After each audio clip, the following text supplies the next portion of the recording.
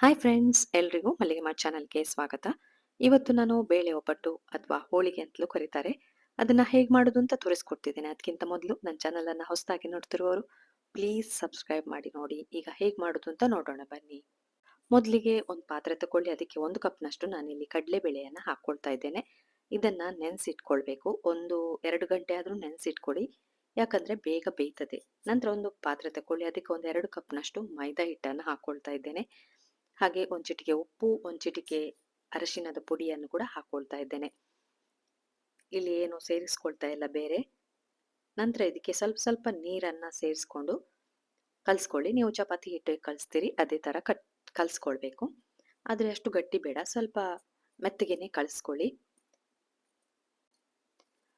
ಸ್ವಲ್ಪ ಸ್ವಲ್ಪನೇ ನೀರು ಹಾಕಿ ಕಲ್ಸ್ಕೊಳ್ತಾ ಇದ್ದೇನೆ. ನೋಡಿ, ಹೀಗೆ ಆಗಿದೆ ಈಗ ಕಲ್ಸ್ಕೊಂಡು.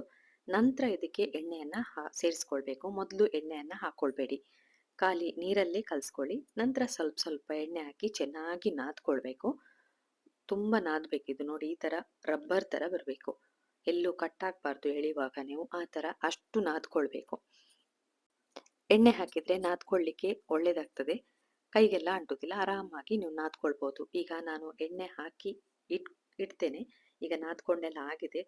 ಮುಳುಗುವಷ್ಟು ಎಣ್ಣೆ ಹಾಕೊಳ್ಬೇಕು. ಅದಕ್ಕೆ ಹಾಕಿ 1-2 ಗಂಟೆ ಆದ್ರೂ ಇಡ್ಬೇಕು ಅದನ್ನ. ಇಲ್ಲಿ ನೋಡಿ, ನೆನೆಸಿದೆ ಕಡಲೆಬೇಳೆ ಎಲ್ಲ ನೆಂದಿದೆ.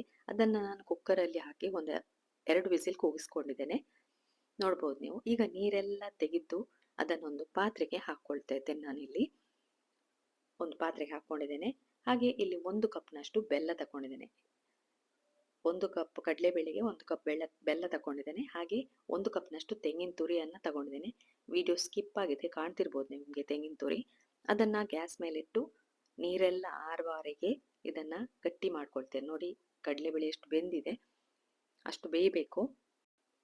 ನೀರೆಲ್ಲ ಆರುವವರೆಗೆ ಇದನ್ನ ಕೈಯಾಡಿಸ್ತಾ ಇರಿ. ನೋಡಿ ಎಷ್ಟು ಚೆನ್ನಾಗಿ ನೀರಾರಿದೆ, ಮತ್ತೆ ಒಳ್ಳೆ ಬೆಂದಿದೆ ನೋಡಿ. ಹಾಗೆ ಈಗ ಒಳ್ಳೆ ಮುದ್ದೆ ತರ ಆಗಿದೆ ಇದು.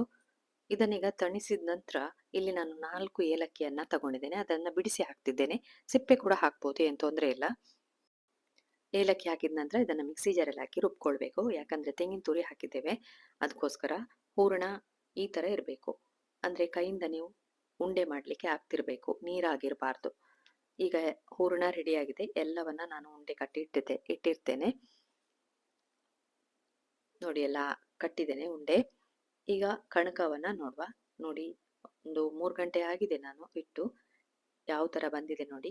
ಈಗ ಕೈಯಿಂದ ಎಲ್ಲ ಮಿಕ್ಸ್ ಮಾಡಿ ಒಂದ್ ಸ್ವಲ್ಪ ನಾದ್ಕೊಳ್ಳಿ, ಸಾಕಾಗ್ತದೆ. ಹಬ್ಬಕ್ಕೆ ಇದನ್ನ ಟ್ರೈ ಮಾಡಿ. ಬೆಳಿಗ್ಗೆ ನೀವು ಕಣಕ ಮಾಡಿಟ್ರೆ ಸಾಕು, ಹೂರ್ಣ ಆರಾಮಾಗಿ ಮಾಡ್ಬೋದು. ನೋಡಿ, ಇಲ್ಲಿ ರಬ್ಬರ್ ತರ ಬರಬೇಕು. ಈ ತರ ಬಂದ್ರೆ ಚೆನ್ನಾಗಿ ಆಗ್ತದೆ. ಇದರ ಒಂದು ಉಂಡೆಯನ್ನ ತಗೊಳ್ಳಿ, ಅಂದ್ರೆ ನಾನು ಎಷ್ಟು ತಗೊಳ್ತಿದ್ದೇನೆ ನೋಡಿ.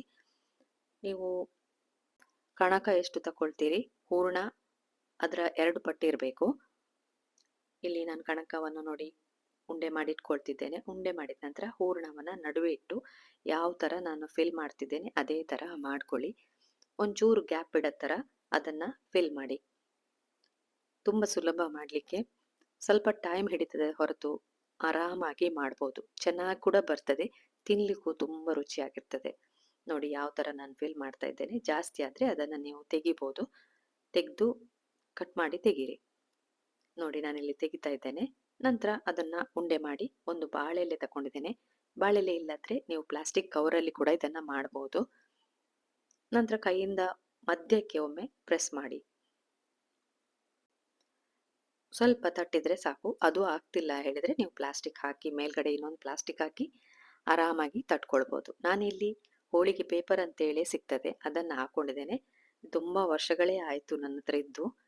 ಅದರಲ್ಲಿ ನೀವು ಆರಾಮಾಗಿ ಎಷ್ಟು ತೆಳ್ಳಗೆ ಬೇಕು ಅಷ್ಟು ತೆಳ್ಳಗೆ ನೀವು ಹೋಳಿಗೆ ಮಾಡ್ಕೊಳ್ಬಹುದು. ನೋಡಿ, ಕೈಯಲ್ಲಿ ಹೀಗೆ ಪ್ರೆಸ್ ಮಾಡಿದ್ರೆ ಸಾಕು, ಚೆನ್ನಾಗಿ ಬರ್ತದೆ. ಯಾವ ತರ ರೌಂಡ್ ಕೂಡ ಬರ್ತದೆ. ಎಷ್ಟು ದೊಡ್ಡ ಹೋಳಿಗೆ ಕೂಡ ನೀವು ಮಾಡ್ಕೊಳ್ಬಹುದು. ನೋಡಿ, ಹೋಳಿಗೆ ಪೇಪರ್ ಅಂತ ಯಾವ ಶಾಪಲ್ಲಿ ಕೇಳಿದ್ರು ಕೊಡ್ತಾರೆ. ಇಲ್ಲಾಂದ್ರೆ ನೀವು ಪ್ಲಾಸ್ಟಿಕ್ ಶೀಟ್ ಅನ್ನ ಇಟ್ಕೊಳ್ಳಿ, ಅದರಲ್ಲೇ ಮಾಡ್ಬೋದು ಆರಾಮಾಗಿ. ಇಲ್ಲಾಂದ್ರೆ ಬಾಳೆಲೆ ಇಟ್ಟು ಮಾಡ್ಕೋಬಹುದು. ನೋಡಿ, ಎಷ್ಟು ಚೆನ್ನಾಗಿ ಬಂದಿದೆ.